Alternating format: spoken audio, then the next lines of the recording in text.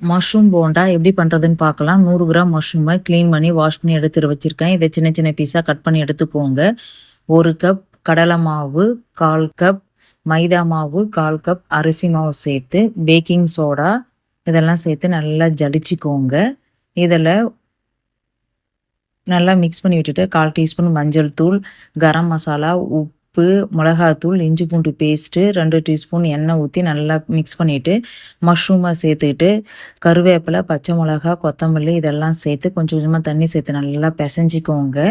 இதை கொஞ்சமாக ஜீரகமும் சோம்பும் சேர்த்து பிசைஞ்சிக்கிட்டு சின்ன சின்ன பாலாக உருட்டி எண்ணெயில் போட்டு எடுத்துக்கோங்க. குட்டி குட்டியாக போட்டுக்கோங்க, அப்போ தான் வேகிறதுக்கு ஈஸியாக இருக்கும்.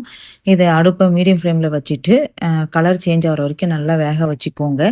இது வெளியில் நல்லா கிரிப்ஸியாகவும் உள்ள சாஃப்டாகவும் நல்லா சூப்பராக இருக்கும். நீங்களும் உங்கள் வீட்டில் இதே மாதிரி ட்ரை பண்ணி பாருங்கள்.